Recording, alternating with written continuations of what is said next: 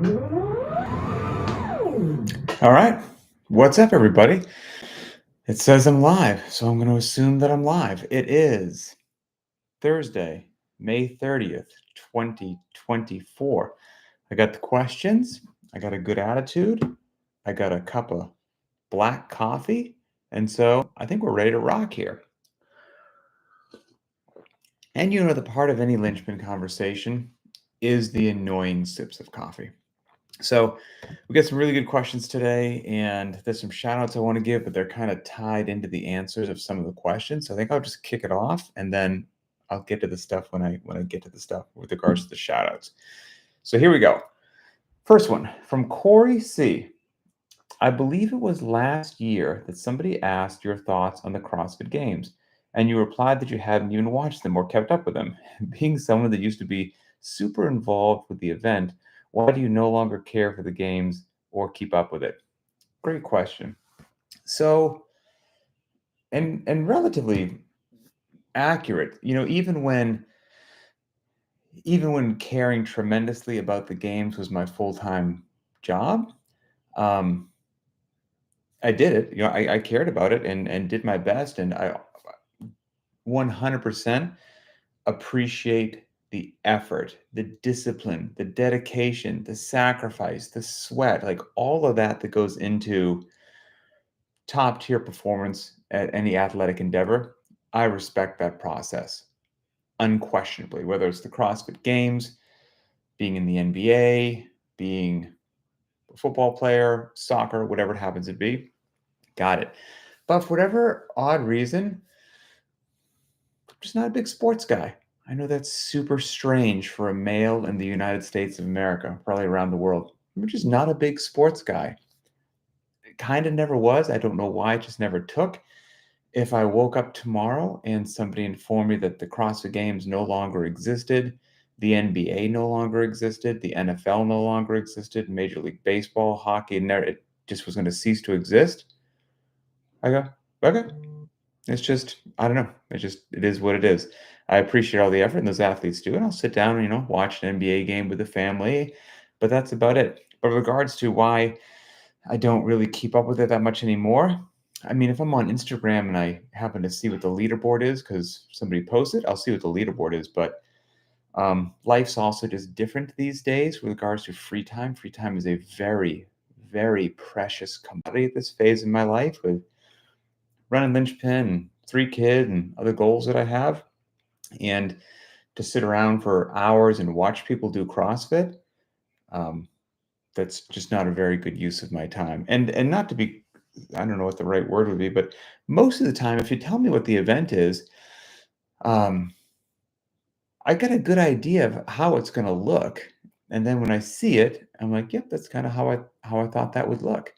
As a matter of fact, we just did a very not random show that posted on Tuesday, walking through the semifinal events, myself and Adrian. I didn't watch any of the semifinals, but I saw the events, and I like programming, so I can see the events and just analyze without even watching a single event. I can see the events and analyze how I felt they did with regards to time domains, loadings, gross movement patterns, all that sort of stuff. And is it an effective test or an ineffective test? Like I don't need to watch the event go down. If you show me that stuff, it makes sense to me when I see it.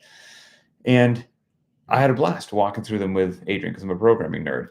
And the final event number 6, that's something like 30 cals on the Echo bike, 15 ring muscle ups, and then some odd distance, like a 75-foot or something, or a 72-foot walking lunge with a really heavy pair of dumbbells, like a pair of hundreds for the men. And got it in my head. And he's like, it's a super cool event. Like it's nasty. You should really check it out. If you're going to watch one, go watch that one because it's cool. And agreed. So I actually did go find event number 6 and I watched that particular event. I can't remember which heat I watched, but I watched it. And it looked exactly like I thought it would. It is what it is. So again, with free time these days and things that I want to accomplish, most of the time that stuff takes a second row, third row, or fourth row in my life. And again, much respect to the athletes. I mean, you lay you dedicate yourself to that, and you're not going to get there by accident. awesome. I genuinely appreciate it. But yeah, time's precious. Okay, let's see. Next one from Eddie L. Did you get into the whole carb backloading craze? And what else I should mention with regards to the previous question about the games, maybe I'm the oddball, but I actually think that what regular people who can't dedicate their life to training and all that stuff, getting in the gym every day, making the sacrifice and grinding while working one or two full-time jobs while raising their kids, like I find that personally so much more impressive. That's just me. And I'll give you an example of that. This is okay. This is going to sound crazy. You know what? I'll wait for it. I'll circle back to something, but remind me. Okay, Eddie L. Did you get into the whole CrossFit, the whole carb backloading craze in 2013 with CrossFit? Before that, it seemed like carbs were a big no-no besides sweet potatoes. Then overnight, it changed, and you see athletes downing ice cream donuts to prep for training the next day. Eddie, no, I never did. It sounded weird to me. Eric J. What would you like to see in 5 years for Lynchpin? Um, Honestly, just stay on the path that we're on, stay open-minded, stay solely focused on not caring what's popular, not caring what's the latest Instagram trend, not caring what the latest popular sponsor athlete is pushing because they're sponsored and receive a paycheck from the company to push the whatever it is. Like, I want Lynchpin to be this place like it is now and continue to be like a safe haven from the stupid crap that fills the fitness world. Fills the fitness world, fills the CrossFit world, fills strength and conditioning, fills any athletic endeavors world. A safe haven from that just white noise of junk. Mission focused on doing what works, supporting one another, making good decisions so that we can train for decades. Like that sounds like to me what every fitness community should be striving for, but I actually think that's pretty rare, which is bizarre. So yeah, I want Lynchpin just to continue to be the most effective strength and conditioning minimalist program on the face of the planet, incorporating all sorts of things like we do now: for time, not for time, for time or not, heavy days at high heart rate, classic heavy days. We don't avoid sprinting. We don't avoid strict gymnastics. Um, we do percentage-based workouts and all that stuff, and we pair that with a community that truly cares. Like, if Lynchpin just continues to be that, it will be a magical unicorn in the world of strength and conditioning. And so that's my goal. Jody D. Been injured for last few weeks, and I've been doing a fair share of the NEO, the no equipment option. I notice you don't mention the NEO a lot in your daily videos. Why is this? Is there less nuance? Yeah, there's a bit of less nuance. I will admit that I was wrecked by the long jump EMOM for 30 minutes the other week. I know exactly the one that you're talking about. So, the no equipment option, that didn't exist since the get-go in Lynchpin. That actually came about during the global pandemic when everybody was like locked down in their homes and most people hadn't accumulated a lot of fitness equipment by then, and people were in desperate need of just, hey, I can't go anywhere, I need some body weight only workouts. And body weight only workouts made their appearance on the CrossFit Lynchpin private track, and they've been there ever since. And I kind of see them as what somebody would choose if they find themselves in an unusual situation. You're traveling, you're doing whatever, you can't get to the gym, can't get a set of dumbbells. Okay, what's the no equipment option today? Boom, that's got me covered. It's kind of your emergency parachute. Stephen T. I know you mentioned you can eat anything prior to a workout, and that's your superpower. What's the workout superpower you wish you had that you see others in the community do? Ooh, there's a couple. And I'm not saying that the first one's smart, okay? Actually, I know that it's not smart, but if I could have this superpower, it would make me so happy. And that would be if my superpower was that I never needed to warm up. Ah, that would be awesome. I hate warming up. It's necessary. My body needs it. It's the smart thing to do. I do it begrudgingly. But if I could just snap my fingers and be ready to work out, that would be amazing. I would take that superpower in a heartbeat. And then the other one is anyone who has good shoulder mobility. If you have good shoulder mobility, you have a beautiful, strong, perfectly locked out overhead position. I am profoundly envious and jealous of you. Period. End of story. I would wish I had that. I don't. It's not in the cards. Been very mean to my body and my neck, and that's just the way that it is. Again, nothing from working out. It's all been dumb stuff in the military and motorcycle wrecks, but it's what I gotta roll with. Okay, the questions from the squad in BTWB. Here we go. Phil J. I'm curious here. The t-shirt design that says "Nobody cares, train harder." Is there anything more to it other than basically being a catchy phrase? It seems at odds with modulating intensity and listening to your body. Was this one an early design, or is there perhaps a change of mind over the years, or is it just a t-shirt? Um, well, it is a catchy phrase. Let's go ahead and say that. It is a catchy phrase. And it is also just a t-shirt. But there is also truth to it. And by the way, Phil, if you want to dive into an actual like total episode on that, this question has been asked before a couple of years ago, and I did an actual like deep dive into why that is. Go to Linchpin Conversations number 198, and that is entitled The Origins of Nobody Cares, Train Harder, and you can have a blast. But the two things exist at the same time. I want you to make smart decisions, without a doubt. Nobody wants to be reckless, dumb, injurious, and negligent. I do care about you. I care about you as a human being. I care about your well-being, care about your happiness. I care about all that stuff that you should care about to be a good person on planet Earth. The nobody cares part means it's always easy to make an excuse as to why you can't work out today or whatever it happens to be. It's raining. Nobody cares. My 400-meter run course is more hilly than your 400-meter run course. Nobody cares. I don't have a super cool barbell that spins really nice, so power cleans are hard for me. Nobody cares. Fill in the blank. I don't have a pull-up bar, so I need to do it on a 2x4 slat across the ceiling in my garage, and that's really hard on my grip strength. Nobody cares. That's all the nobody cares stuff.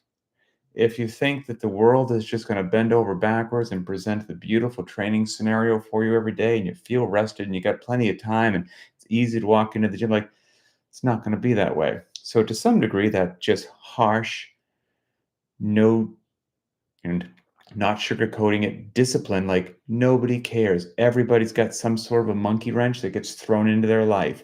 And the people who stay fast, fit, healthy, and strong don't take those as excuses. They don't let it get to them, and they go do the darn workout no matter what. And the other part is, truth be told, you're not going to achieve a high level of fitness without training hard. That's it.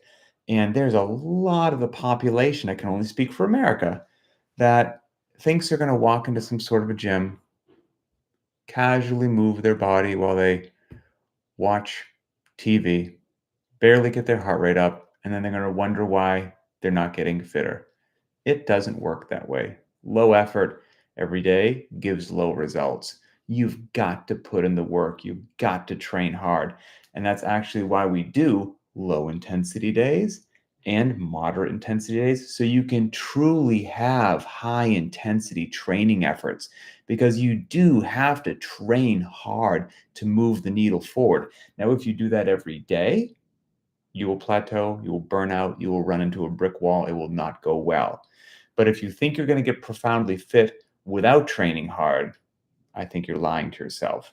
And what's going to allow you to train hard is removing excuses. Nobody cares.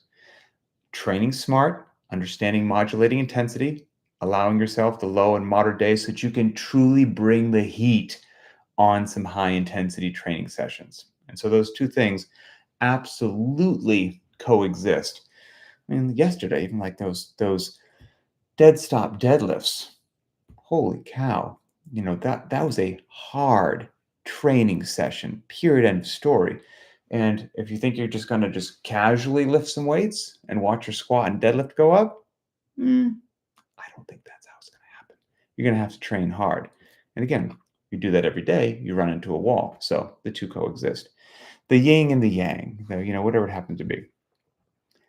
See, Elise is saying those killed me yesterday. Yeah, those were challenging. They were quite a metabolic hit as well. But yeah, Phil, if you want the whole thing, check out Linchpin Conversations 198.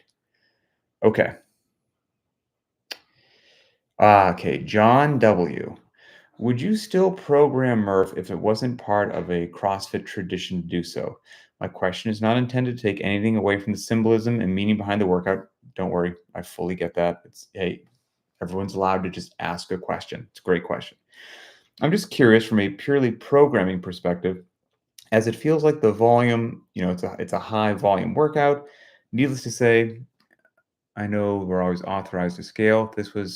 This week was my fifth half Murph, and I did it with strict pull-ups just for a little extra spice, and I loved it.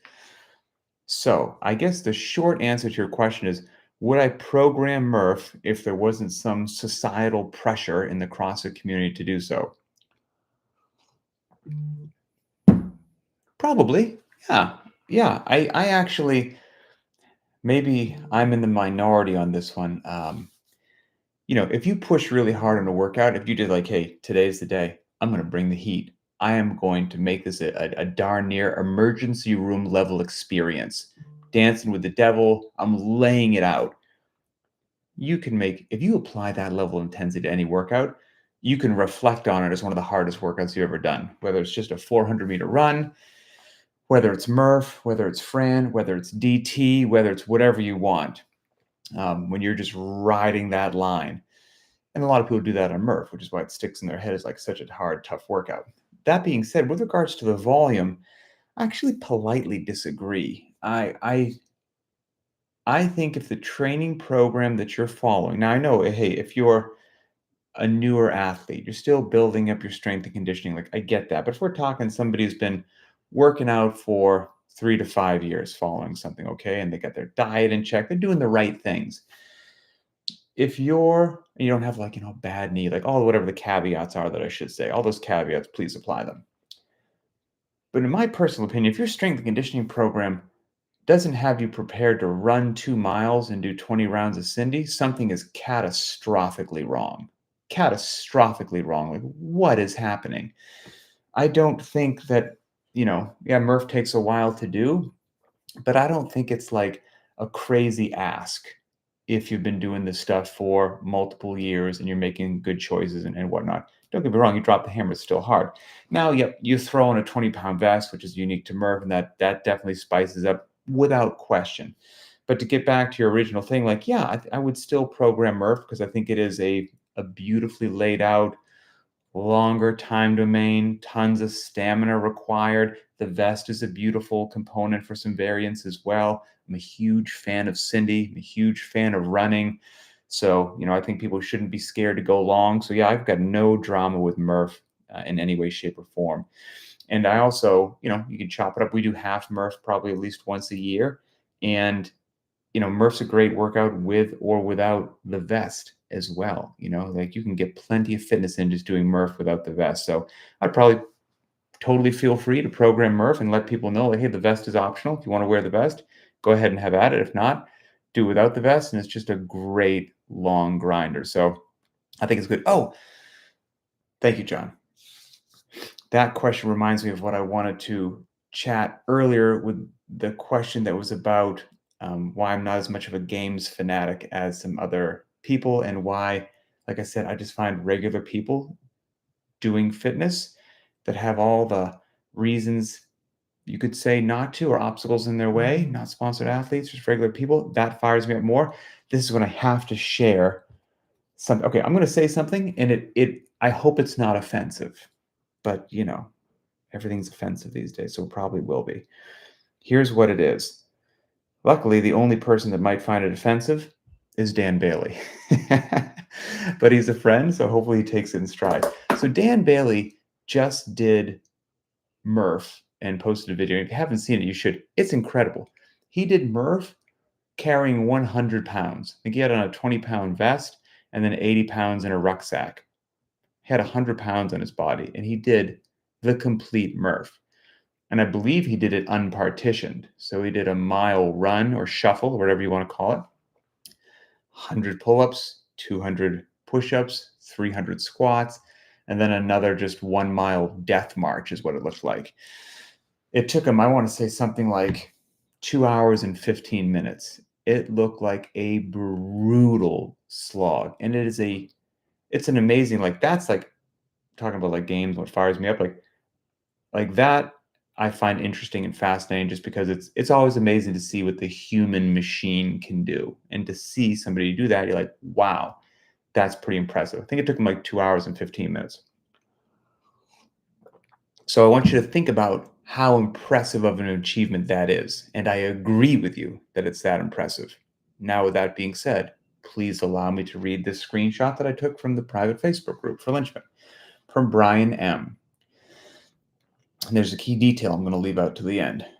Okay, so Brian says, I got a 2-hour break while piloting a 787 back from Tahiti last night. It was hard to stay awake on the 2.5-hour drive home from the airport, but basically he had to get in Murph. So it's obviously an airline pilot, flew internationally, he's jet lagged, feels miserable, sleep schedule's messed up, groggy on the way home. So kind of like I said before, nobody cares, train harder. Like, you're always going to have an excuse as to why you can choose not to do it. It'll always be there. And some people choose fitness no matter what. But Brian, had some good thoughts in his head as to what the workout means. And he went ahead and knocked out the workout, even though he just, probably felt like he'd rather just take a nap. So he put on a 20-pound vest. It was an as prescribed Murph. And he completed as prescribed Murph in 56 minutes and 26 seconds. Okay, and that's probably a lot of people being like, yeah, okay, all right, Pat, I'm with you. That's solid. Like, you do Murph sub 1 hour in a 20-pound vest, like, that's legit. That's really good. And oh yeah, right. The guy was tired. He flew and everything was disrupted, and he still got in there and still did it. Sub 1 hour, did it in 56 minutes and change with a vest. Like, that's really impressive. Yes, but here's the fact that I left out. He says that he just turned 61 years old. I want to let you just let that sink in for a second. I find what Brian did, this is just me, at 61 years old, as prescribed Murph with a vest in 56 minutes. I don't care if you get a great night's sleep, let alone the bad, the no sleep that he did.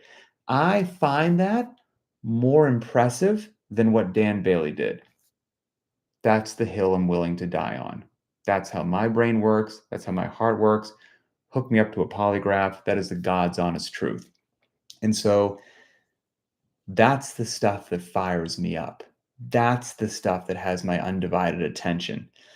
A great athlete did something great. That is super cool. And I respect it. And it is impressive. What Brian did, I put it in a whole nother category. And I mean, in all honesty, my goal, if I can do what Brian just did when I'm 61 years old, I will have won. That's my hero right there. That's where I want to be. That is my goal. That is absolutely incredible. And so for me, that's what fires me up every day. And actually, maybe that relates to Eric John's question earlier, but like, where is Lynchpin going to be in 5 years and whatnot? Like, that's the stuff that we're doing. That's Lynchpin right there. And then you pair that with, like, last week, so that's Brian at 61 years old. Samantha she posted that she got a 200-pound clean and jerk at 17 weeks postpartum. That's amazing.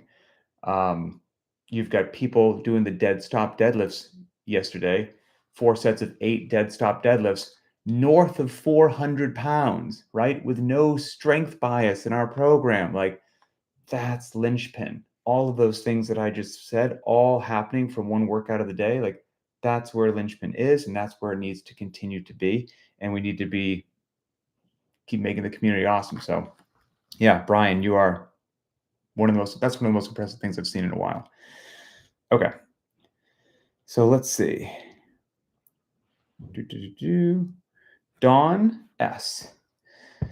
Besides training to be a SEAL and being a SEAL and going to the CrossFit Games, which seems like plenty, is there another challenge you have done? Or is there one that you have always wanted to do and would consider training for, whether it's a triathlon, a trail run, climb Mount Everest, etc.? Um,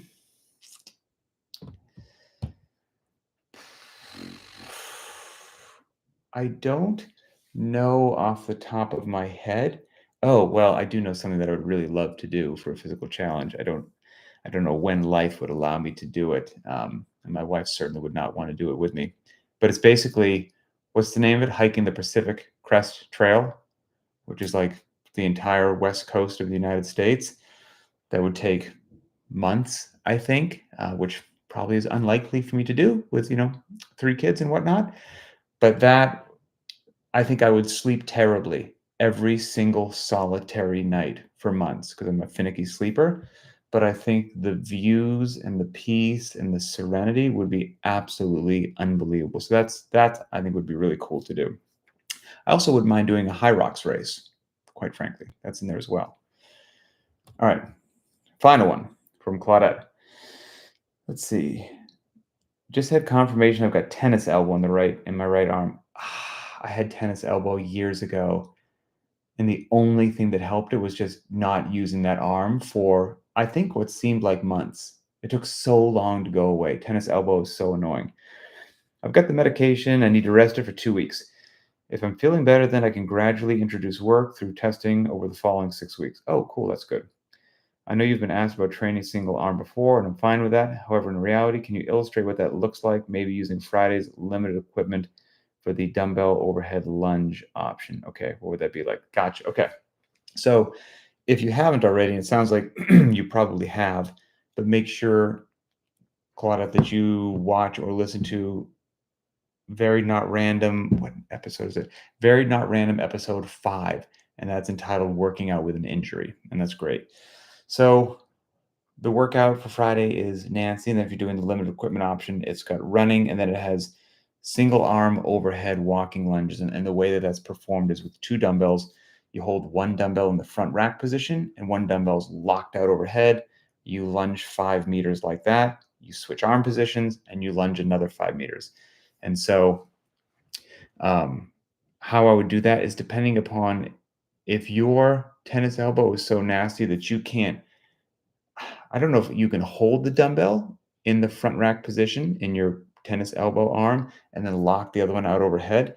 If you can do that, go ahead and do that for the 5 meters that you would with your good arm overhead. And then I would bring that arm back down, have both dumbbells in the front rack or both dumbbells in the farmer's carry from the hang position if that felt good, and then lunge the other 5 meters like that. And that's how I would do each round. If you can't do that at all, if you can't hold anything front rack or in the hang position in that arm that has the tennis elbow, then I would do some lunging with that arm overhead, your good arm, 5 meters, and then maybe just front rack that thing, do maybe 10 dumbbell squats with it like that, put it down, and then take off in the next run and just not use that other arm at all. So those would be my 2 options. If you can, hold the dumbbell, front rack or in the hang, good arms extended overhead. And then when you would normally put the bad arm overhead, don't worry about it. Just lunge with holding both the dumbbells. And if you can't do that at all, just lunge with the good arm overhead, have nothing in your bad arm, and then bring that one dumbbell down, put it on your shoulder or whatnot, and knock out maybe 5 weighted squats, set it down, and then take off for the next run. And hopefully after a couple of weeks, like you said, and the medication that you're taking, you feel good. The arms giving you the green light to slowly ease back into things, and that's that. So, okay. All right, everybody. That is the Ask Me Anything. What is it? It's Thursday, so it's a rest day for most people. Of course, I encourage you to take it. Have a great day, and we'll talk again soon.